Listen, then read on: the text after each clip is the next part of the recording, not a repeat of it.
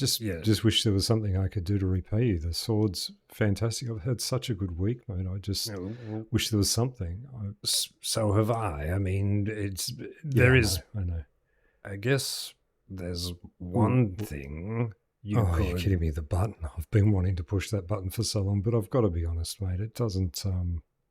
I understand your trepidation, but if you think it's safe, I'm just not confident in it. What if I show you? I've removed the pressure plate inside and everything's disarmed. You just push the button and walk in. Yeah, but what about the other button inside? Yes, this button here. Well, it just opens the gate to let you back out again. There's nothing. There's no big deal. I'm still not real keen to push it. I mean, I want to push it, but I just... Look, I'll do it again. You push the button, you walk inside. It's very simple. Well, I guess... And then you say goodbye, Zincberg. What are you talking about? This is the end. No. The end of you. Egberg, no.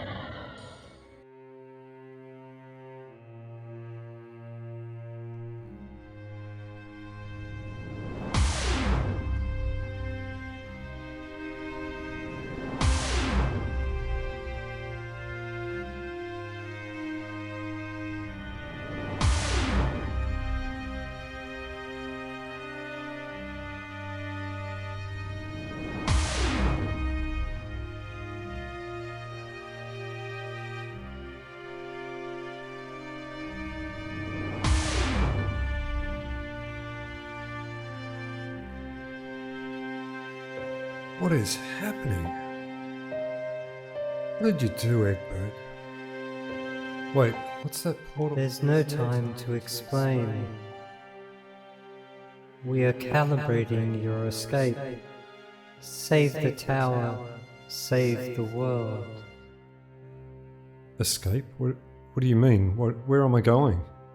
It's sooner than we expected, but you must leave immediately. When we say go, you must run. Go!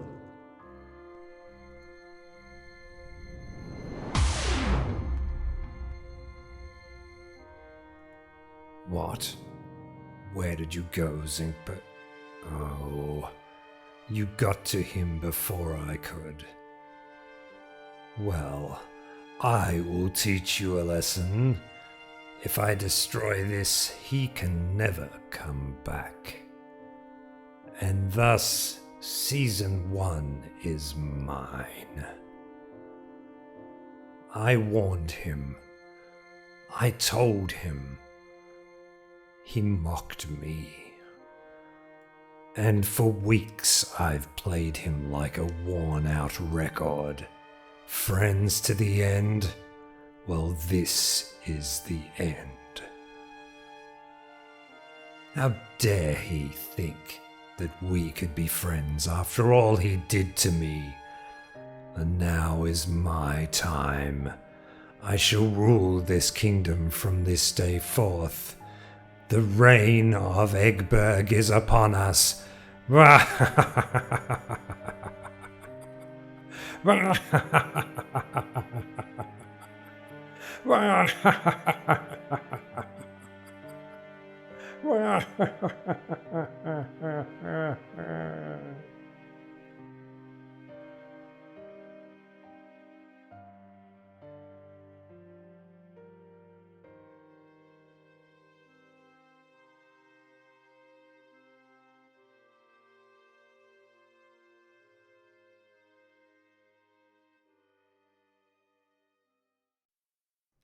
G'day guys, my name's Zincberg and welcome to my Minecraft Let's Play series. This is episode 40. We made it.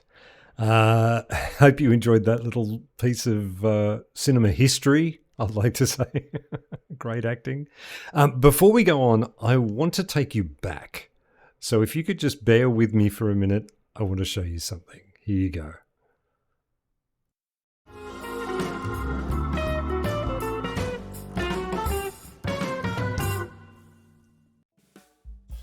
G'day guys, my name's Zincberg and welcome to my survival Minecraft Let's Play series. We're just going to be, doing the usual, starting a new world, working out what's what and where's where, and maybe we'll learn something on the way. Sit back, relax, and enjoy. Oh, I find that so hard to watch. The reason I played that, so we're standing on that spot basically, I mean, minus the trees obviously. I wanted to take you back to explain a couple of things. So this season we haven't just developed a new world as far as buildings go and things. We've also developed the way we speak. Who's that? MCO. Nice of you to join us. Develop the way we speak and the way that I interact with you guys, the way I interact with the microphone, my sound levels, everything has been adjusted over time, and this is why I think it's a great time to do a fresh restart onto season 2. I've explained it before. I don't want to harp on about it. So what I'm going to do now is I'm going to do something that I haven't done this season at all, and that is I want to take us into spectator mode. I think that's the best way to just do a very quick recap of what we've done this season so far, and some little disappointments and some favourites and things like that. So I'll just quickly go through those. So sit back, relax and enjoy. Oh geez, I'm glad that didn't become a catchphrase. Excuse me while I just quickly slip into spectator mode. Won't be a second. Ooh, I'm a ghost. Okay, I promise I won't do that again.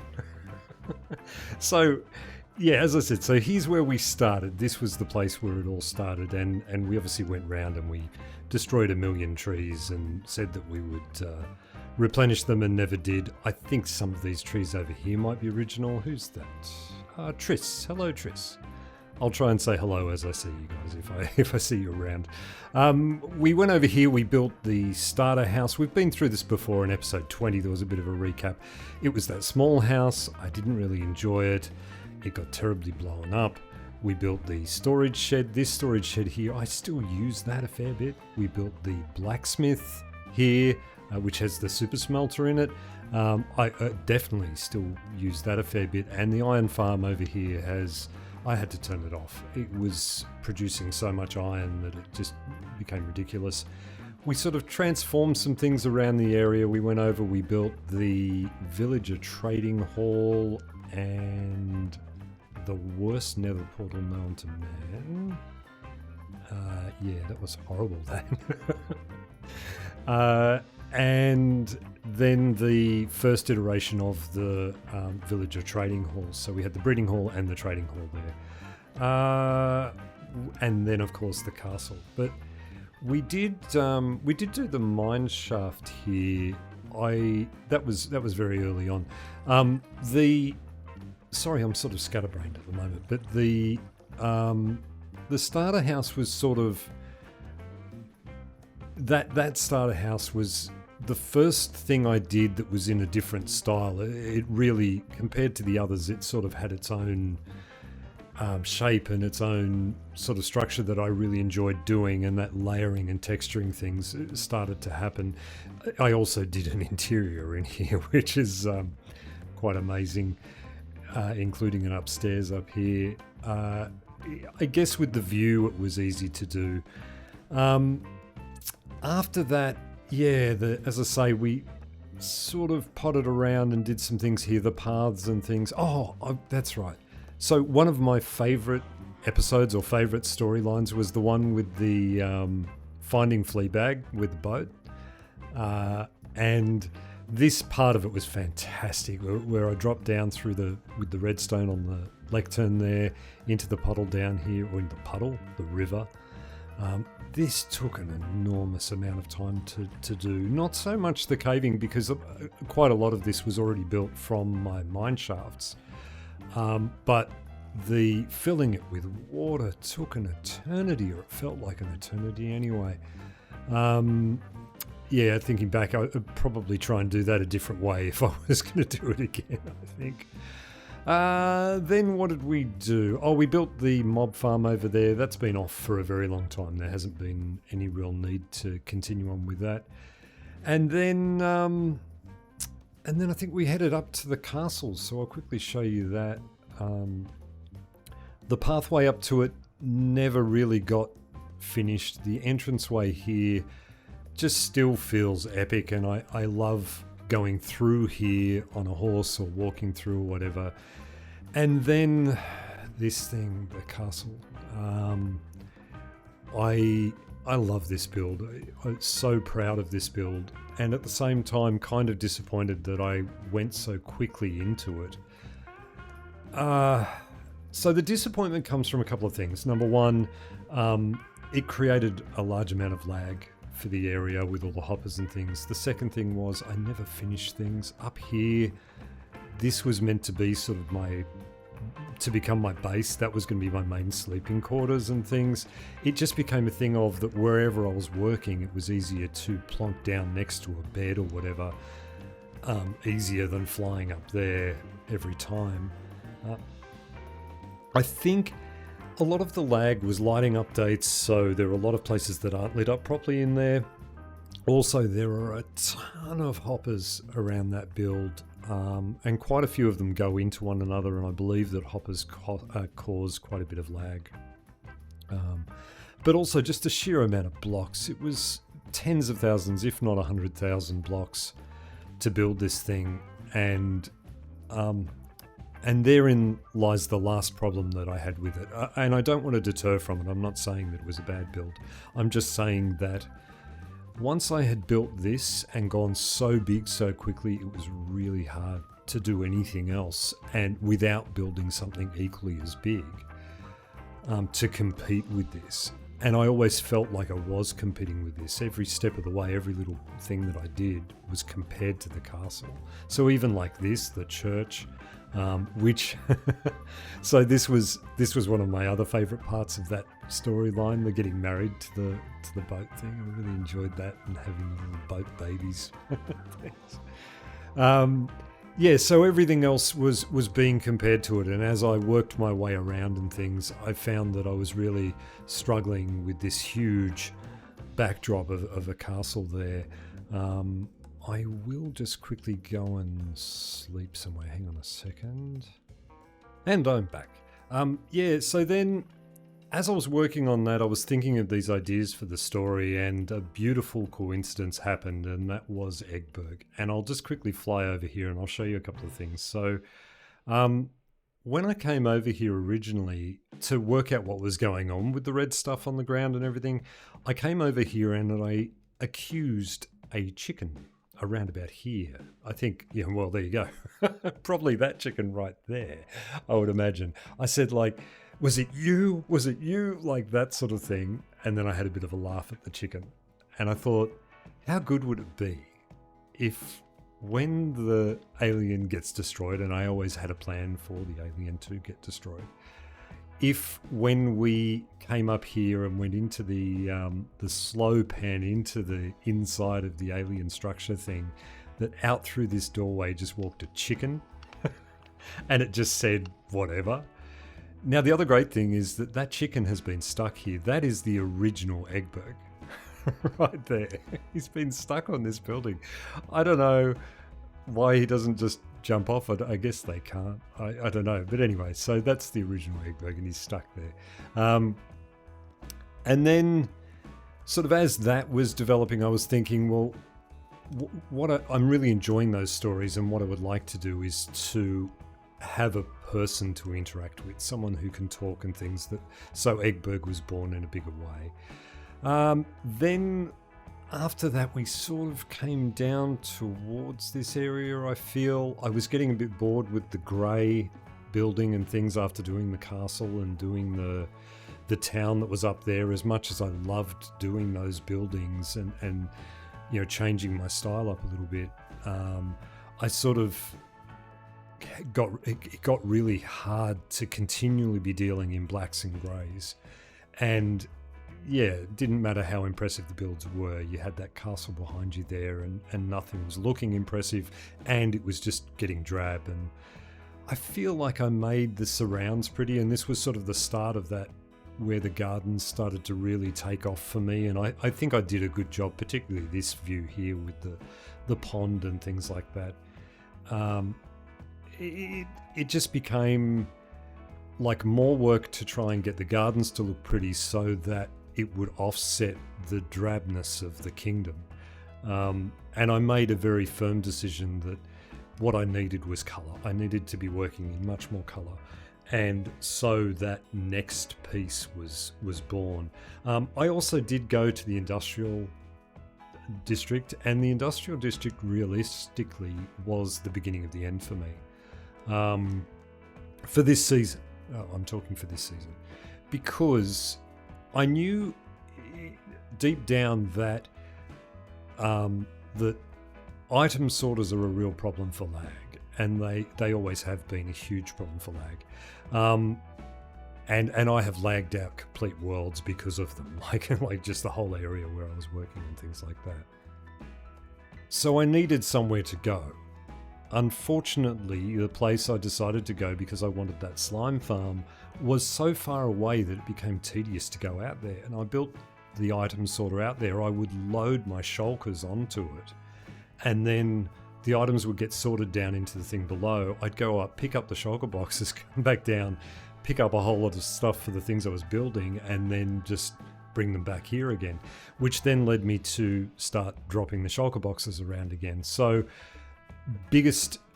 second biggest disappointment in this world, hello Christopher, was not building an item sorter here and not thinking enough in advance that I would need the items here rather than there. And it really wasn't producing anything out there of any worth anyway, so it was kind of pointless to have the industrial district. I guess it works on big servers with lots of people, but on single player worlds probably not so much. And then we started building this area up. I think we started with the dock.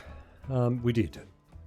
And I built the crane and the dock and the loading warehouse there, and the boat. And the boat, I'm still very proud of the boat. The boat sits very high on my list of things that I've built here. It was something totally new for me, something I hadn't built before, and I got a real thrill out of going that way. One of the other places down here that I really took pride in was this building here.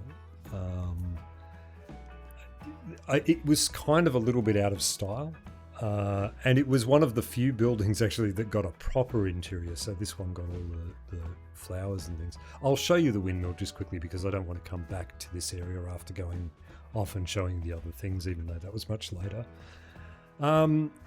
Another one was this one here. This actually started the style that became something that was sort of getting a bit of a signature to me on it, which is funny because this building sort of came from a guy called Blue Nerd. When I was looking for better flower textures, I found his channel, and he does a building that's very similar to that in a tutorial. And I sort of took the roof designs and things like that and started working on them, and that all of these buildings around here all became that style. And it's sort of, this area became, this bright colours, the bright yellows and things like that, and different coloured roofs and things. Actually, I'll just show you the interior here. So this one here, this was my first full real interior where I started thinking of things a different way, but I just couldn't keep up with the amount of output I was doing as far as the outside went for all of these buildings. I was building, 4 or 5 buildings in a week sometimes, and there was just no time for me to do the interiors. And the exteriors were I was really proud of what I was doing, and it was really starting to come together in a good way. Oh, we built the baths down here as well. I love this. This reminds me of like a Roman bath or something, and it just I still come down here when I'm trying to get inspired of a different way of looking at things a little bit, which I do that around my world. I sort of go to different places and look at things and sort of see, well, okay, so we did lots of flowers here and a little, thing in the middle, and we did this with roofs, or we did this with walls and different colours and things. Yeah.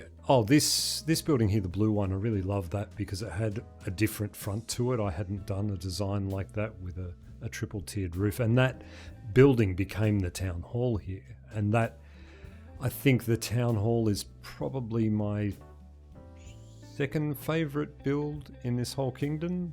I'm really proud of that again. I'm going to say that a lot because I am really proud of everything I've done.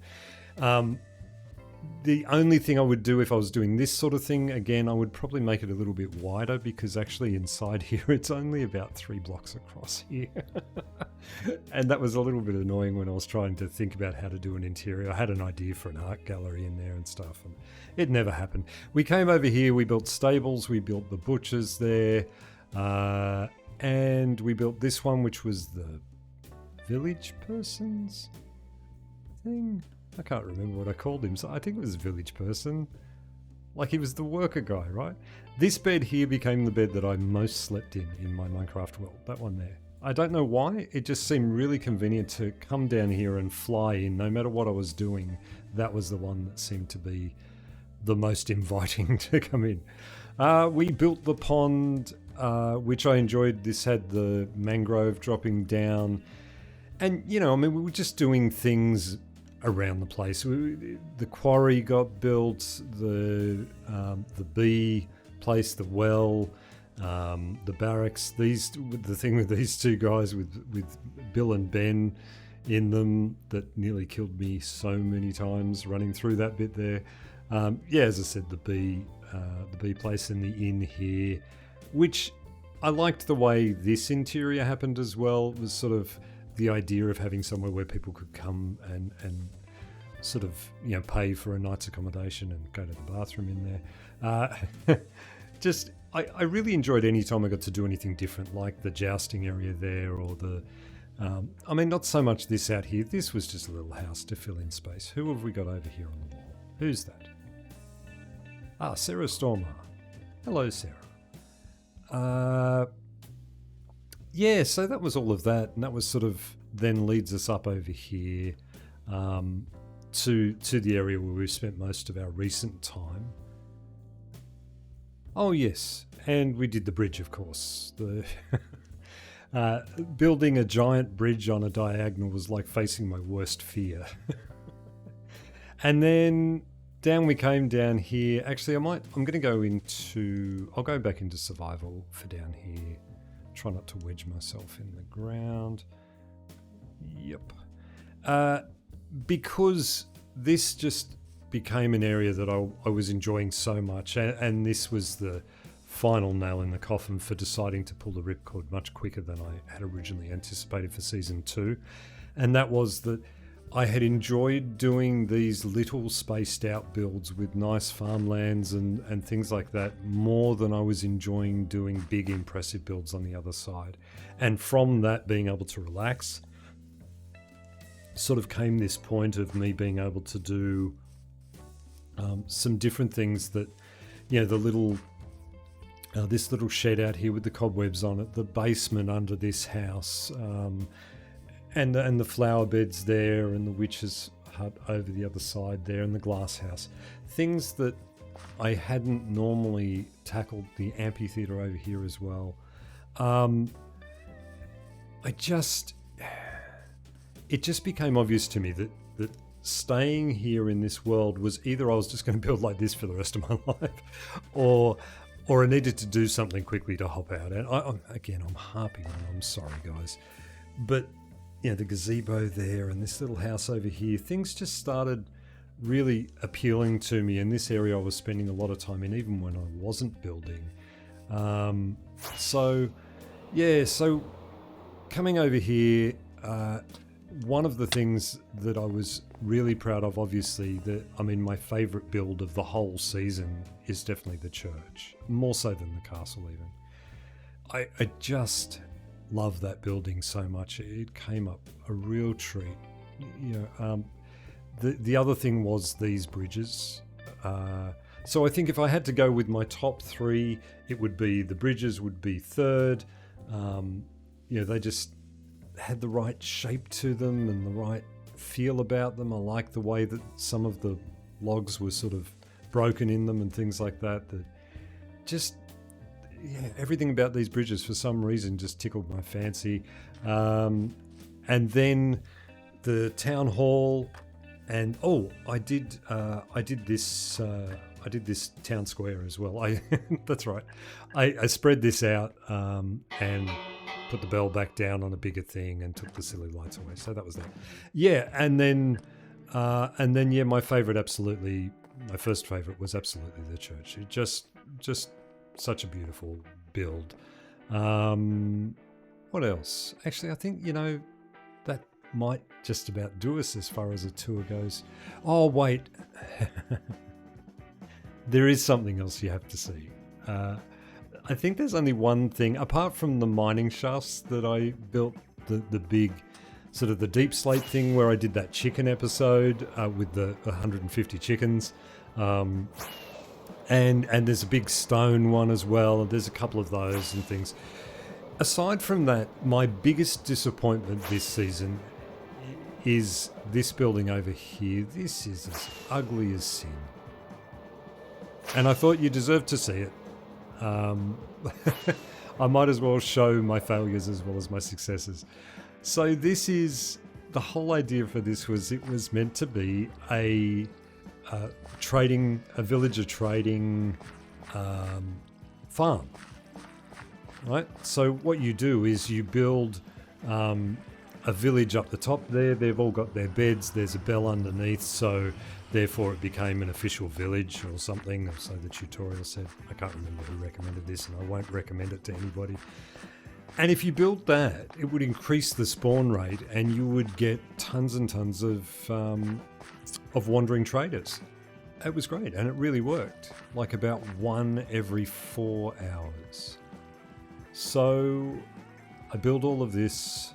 I AFK'd for a long time, got none. AFK'd overnight, I got 2. AFK'd again the whole next day and the whole next night, I think it was. And yeah, I ended up with like 8. So I think there are 2 or 3 still in the nether. There's a portal downstairs that the water sends them to. Yeah. This was really disappointing. But anyway, if it had have worked, I would have replaced the dirt and stuff. It just never worked, and it just...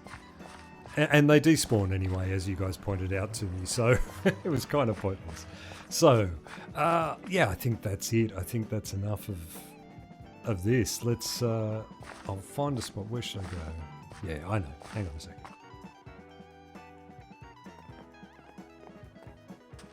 Okay, so yeah, this will do nicely. We'll come over and say goodbye with the dogs, Fleabag and Sniff.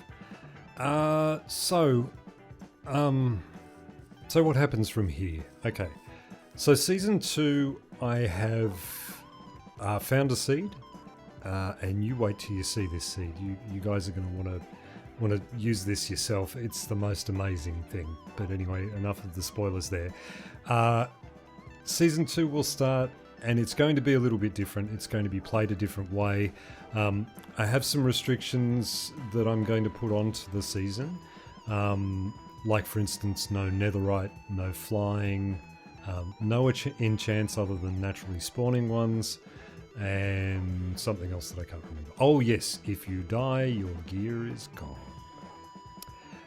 So no going back to get your gear afterwards. I think that should make it nice and difficult for me, which is what I want. I want the challenge of Minecraft packs, so that will be what we do.